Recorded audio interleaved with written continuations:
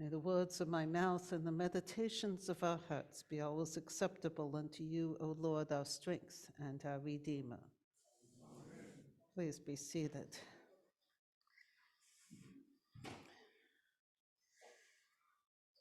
So I spent yesterday afternoon with my two daughters. We had a spa day. You might notice I have bright blue fingernails today. And my older daughter shared a little story from her workplace. My older daughter works at Kitchen Caboodle, and when she was at the cash register one day, there was a display of mushroom items near the cash register, pot holders and salt shakers and things in the shape of mushrooms. And a young customer came up to the cash register and he said, "Mushroom, mushroom, mushroom." And she said, "Badger, badger, badger, badger. Snake, snake."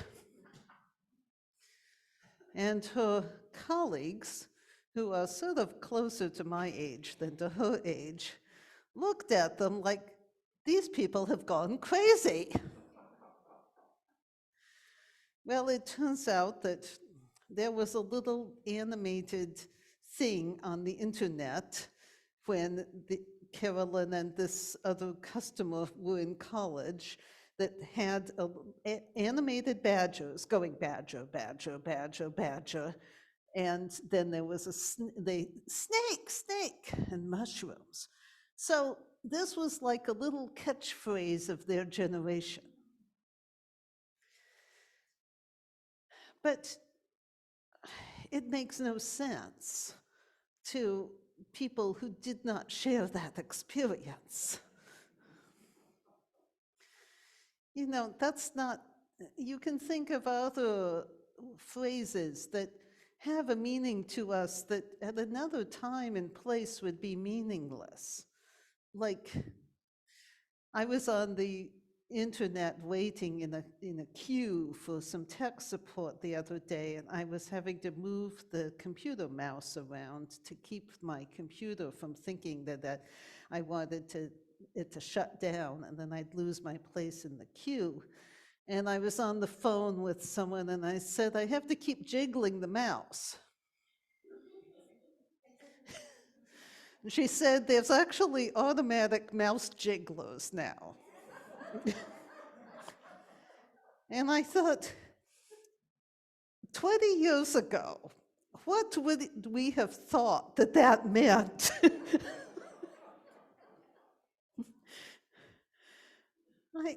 I was reminded of these experiences by today's gospel, which is talking about a brass serpent that, just as Moses lifted up the serpent in the wilderness, this had a meaning to the author and to his community. But it doesn't really have a meaning to us. I mean, we can read the story from Numbers. We can read the story about how the Israelites in the Exodus were grumbling. It's one of the things I love about the Old Testament is that they don't cover up people's foibles and misdoings and things. It's not like a hero's tale. It's like these people are ordinary people and they've been trekking through the wilderness and they're tired. And the people spoke against God and against Moses, and why have you brought us out of Egypt to die in the wilderness? And then the Lord sent poisonous serpents, and they bit the people. Many died, and then they prayed to the God, and then he said to Moses, "Make a serpent and put it on a pole, and then people will look at it and live." Well, in what way is this like Jesus?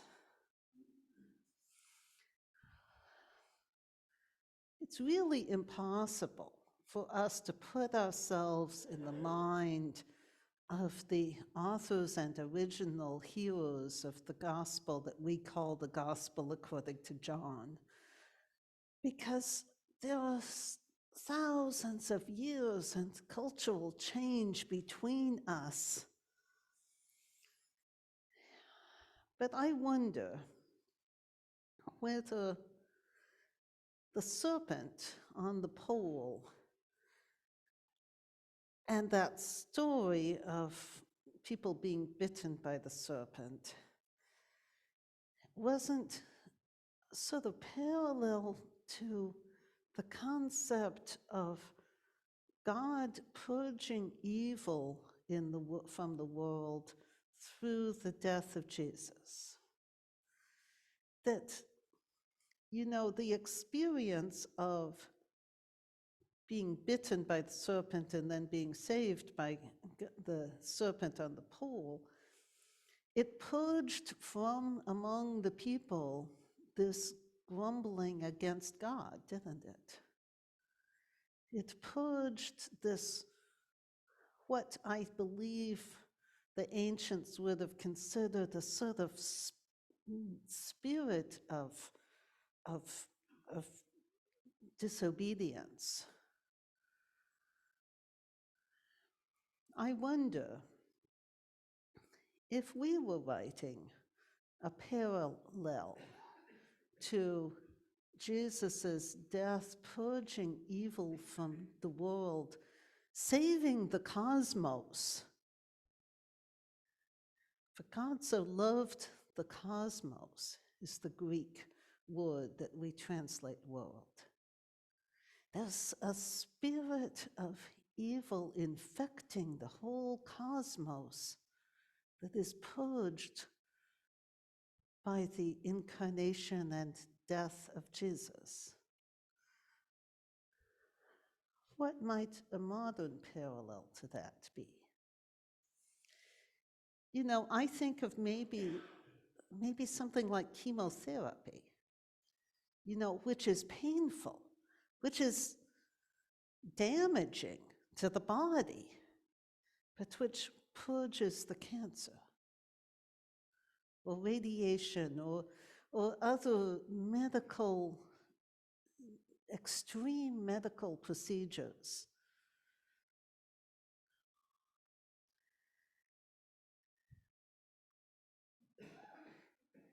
The authors and the early Christians, they were not just a long time ago. They were young. And you see this in the passionate and extremes of the writing in the gospel. This John is like an extended meditation, passionate meditation on the experience of salvation, the experience of a complete change of life and a renouncing of the world and a joining with a community that is passionately living according to not just the moral teachings of Jesus, but the idea that they are infused by the Spirit and have become different people.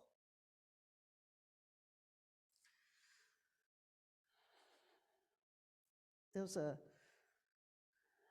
one of my favorite series of books by Patrick O'Brien about two Captain Maturin, and Captain Jack Aubrey and Stephen Maturin. And Stephen Maturin describes himself as an old and mellow Christian. And I think that Christianity is sort of old and mellow. We have adapted, and the world has adapted.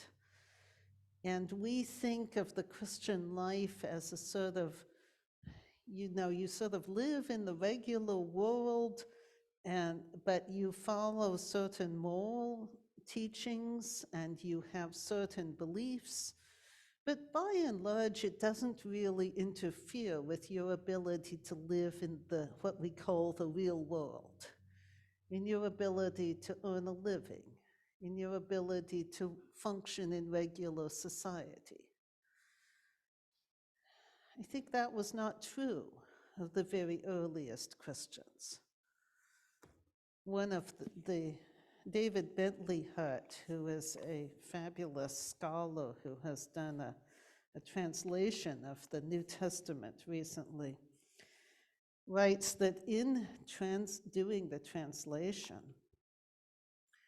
what impressed itself upon me with an entirely unexpected force was a new sense of the utter strangeness of the Christian vision of life in its first dawning, by which I mean precisely its strangeness in respect to the Christianity of later centuries.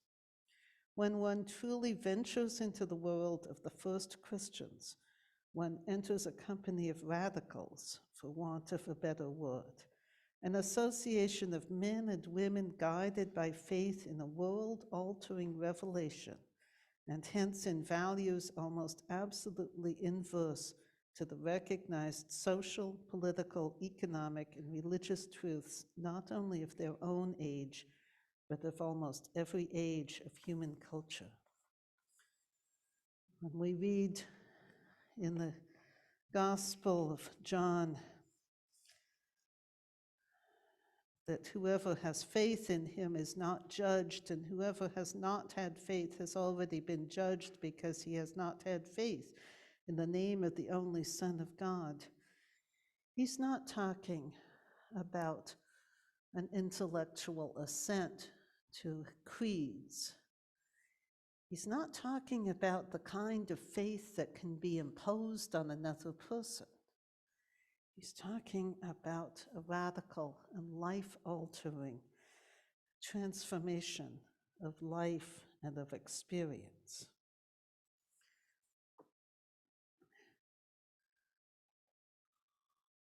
Our faith has been shaped and tempered and perhaps learned some wisdom.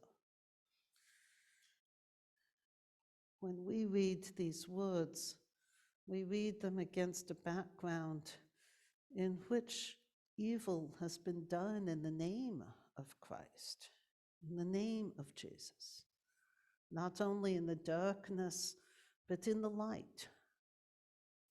It was in the full light of the day that Catholics burned Protestants and Protestants burned Catholics as heretics. It was in the full light of day that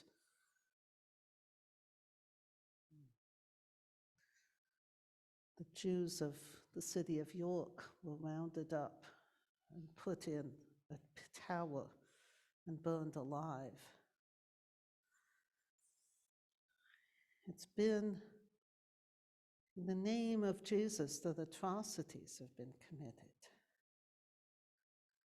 And that has tempered our belief that faith alone is enough, that by faith we have become entirely different people and not subject to evil. It's in the tempering of the wisdom of centuries that we now read this and we say, yes, that was a beautiful thing. Those early Christians who had a complete conversion experience and created a new kind of community, it's a beautiful thing. It's also not us. We cannot uncritically quote the gospel.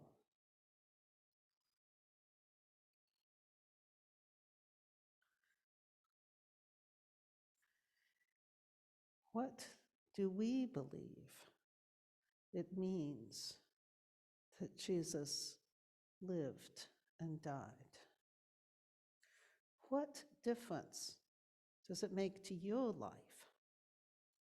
What difference does it make to the world?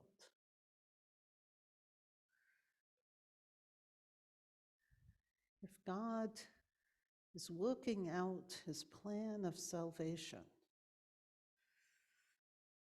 those early Christians were part of it. So are we part of it.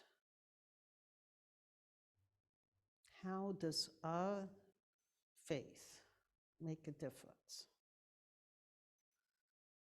Where is the equivalent of the brass serpent? Where is the equivalent lodestar to which we look for assurance that God's power to heal, God's power to save is real?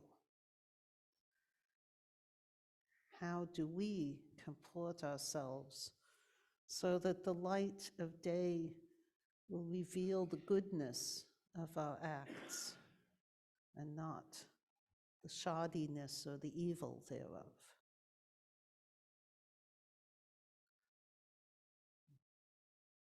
The author of the gospel had his writing and his actions, his life. That was the beginning of a story, and you are part of that story too. This Lent is a time to reflect on what difference the death of Jesus, the resurrection, makes to you. How has it changed your life? How will it change your life in the year to come?